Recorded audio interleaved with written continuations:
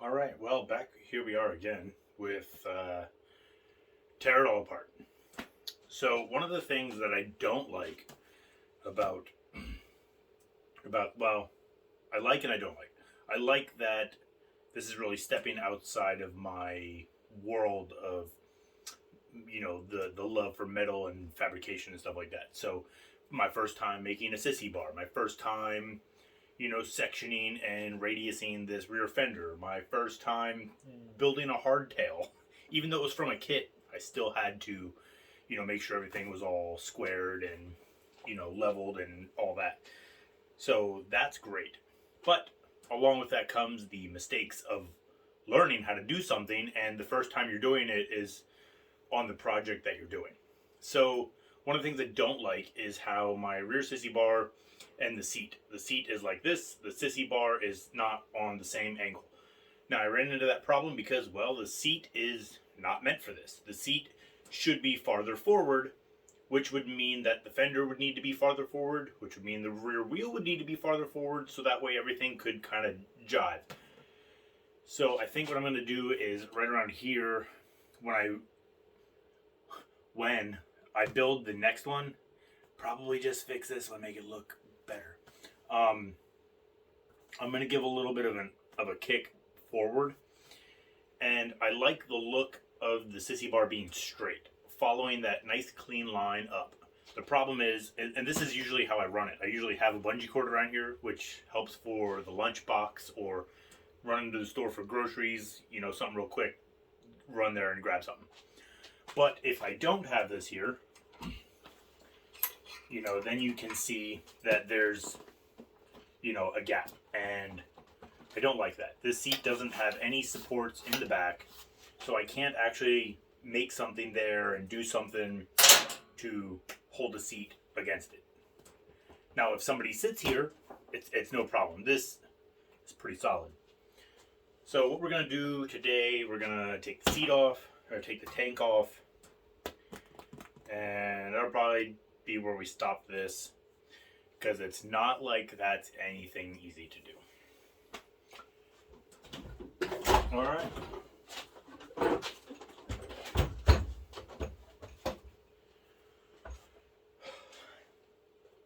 Now, once I finish this, and again, probably not, but I hope to take all the hardware I have that was just pieces here and there that I found for bolts to get all the same size head. Like there is a Allen button head under the seat, well, under the fender to hold the seat in.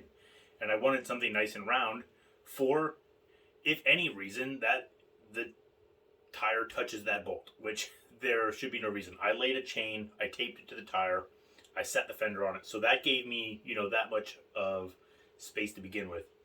And then that's how I sat my fender on. I when I cut all this, the relief marks in the fender, I taped the fender to the tire with the chain underneath it, tacked it, did all that. So that was how I was able to achieve that goal. And one of the things I didn't do is I never finished grinding down the welds, because this fender is so thin. And with my old 110 flux core, I could weld stuff like this no problem. But now I have the Eastwood MiG 175, which is a 220 welder, and even on the lowest of the low settings, it struggles, because that initial arc it is so much more powerful than the rest of the welding would be.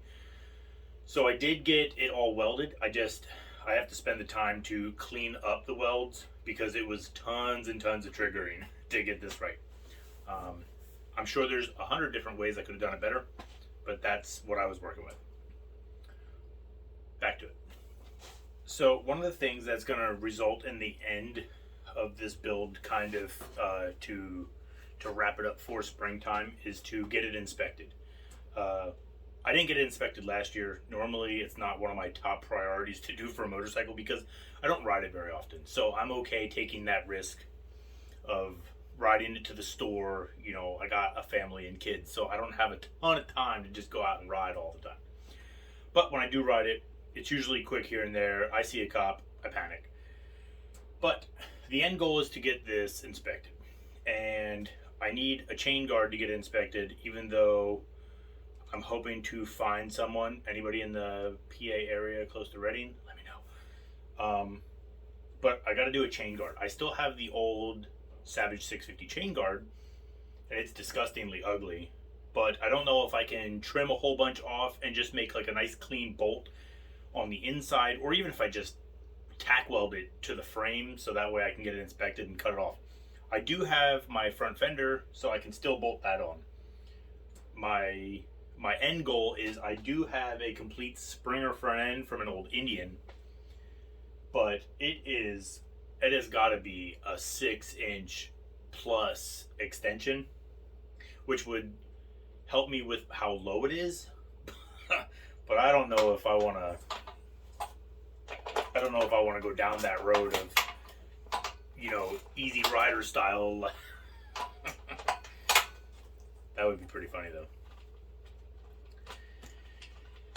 So when I take the seat off, the front is just 2 bolts, and kind of how I did it was I worked with what I had.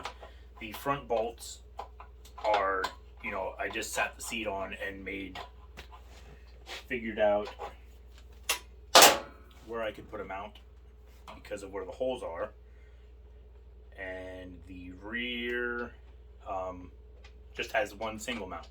2 here, 1 here. And to take the rear off, that's kind of where it sucks with it being the hardtail. I have to take the sissy bar off, which isn't too bad since these are already loosened. I definitely loosened these to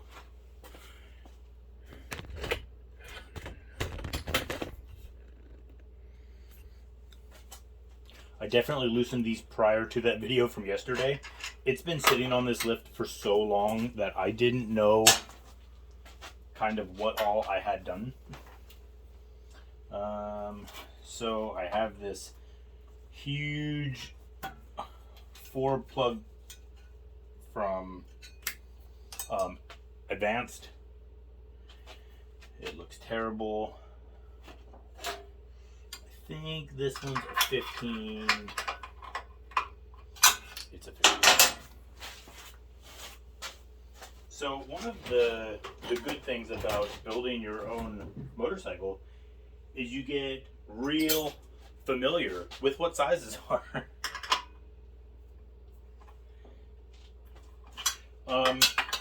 A lot of the Welding threaded bungs and like back here, these kind of like fender mounts, that's all stuff that I got from Billet Proof Designs, and I don't even know how I found them, but I'm happy that I did because I was able to buy a lot of stuff that's locally made in the US, which, prior to COVID, that was one of the things that I really tried to do was buy more US based. So like I had said in the last video, the hardtail is from Voodoo Vintage. He is on the Suzuki Savage page on Facebook. Michael Coffey. He's a great guy. He's super helpful with any questions you might have when you're putting this together. Almost feel like I made a friend out of just purchasing, hardtail stuff for a motorcycle build.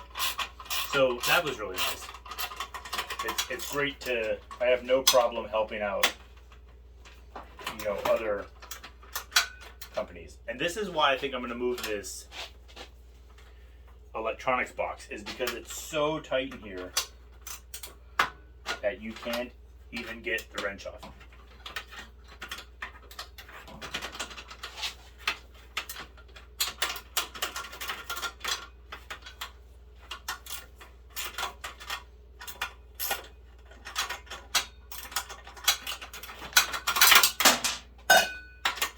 Got it.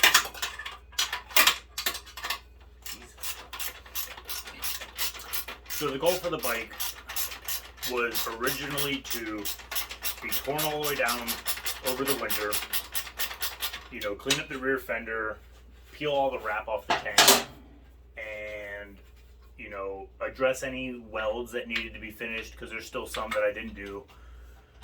or at least complete all the way. So just that easy. So here you can see the bottom of the fender better. Here's where I cut the 1/2 inch out of the middle, kind of tacked it all together, and then all the reliefs. Got the button head here, got the 2 ones on the side. There's a lot of work in this rear fender, at least a couple hours just in body work. So that'll all happen.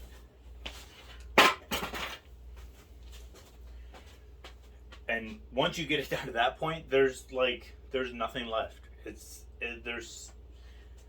Once you start to build one of these bikes into a hardtail motorcycle, you can eliminate so much. And I run full turn signals, horn, headlight, tail lights, everything that you would need to have a PA inspection aside of the speedometer. I have on this bike, and the chain guard. So let's get this tank off. 14. It's lost. It's gone forever. Someone stole the 14. Do you have it? No? All right. Found it. I bet it's not the right size. Nope.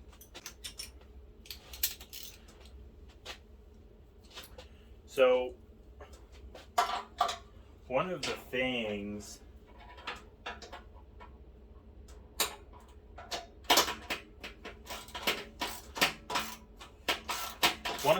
with this is I'm going to try, and hopefully just in the background of these videos, each time I post one, which they may not all be a day or 2 apart. I would like to get on a schedule of trying to post things, but trying to get a little bit of speed under the channel that has been dormant for 4 years would also be nice. Not looking to do anything with this. That's not my goal. My goal is to, just post videos of the motorcycles that I'm working on. And I think going into videos like that is a better way to do it than to be looking for a monetary gain.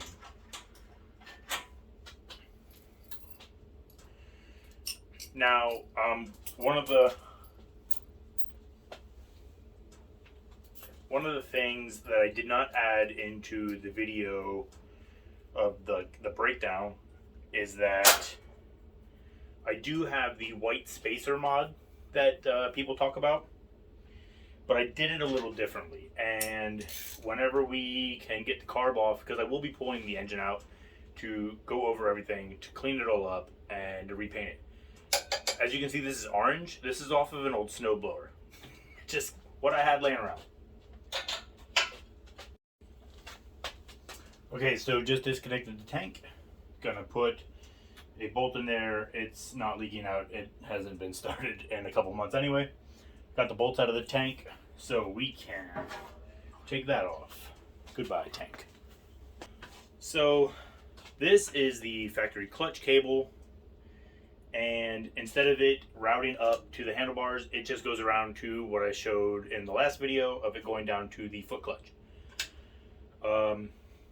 This bolt here I do not have in because the way that the backbone of the tube goes, it's just barely there.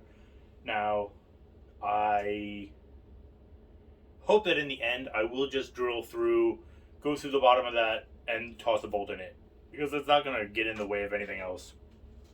So I don't really mind that. This one is for the tank, and this one is for the tank to bolt that on. I have to finish welding this one all the way. I like the kind of raised tank look, so that was a super simple way to get what I wanted by just welding on a new mount. So everything's fully welded up here.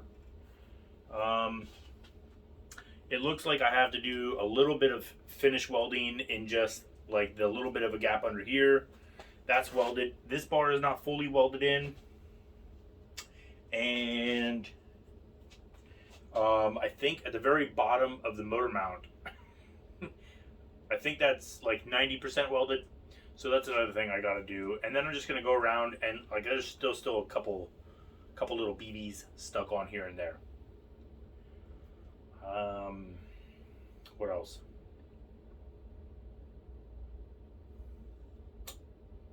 Still works. Got to take all that out too.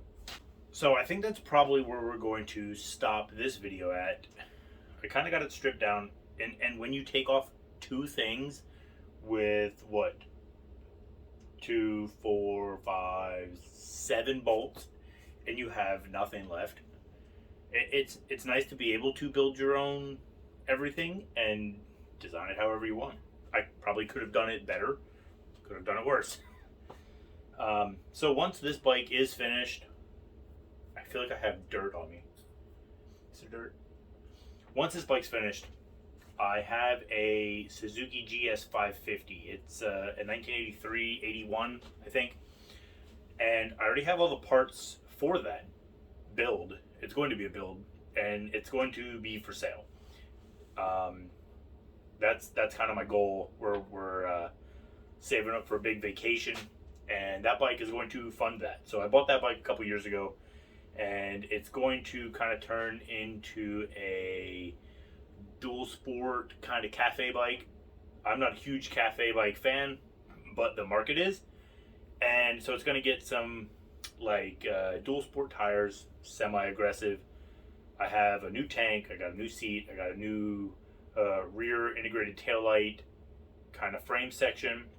I got new air filters, and it's gonna have new tires, new chains, sprockets, all that stuff. So as soon as this one's done, we'll just move on to the next one. And I also have kids, so I have kids quads that still need to be built, and kind of like engine conversions in those. I do tons of RC car stuff. So if anyone has interest in RC cars, I do drift cars, I do construction RCs, I do rock crawlers. I mean, there's never a dull moment. So if anybody wants to see anything else, maybe we can take a break from one project, we can jump to another, we can get videos faster, whatever, you know? Let me know what you guys think, and we'll see you in the next one.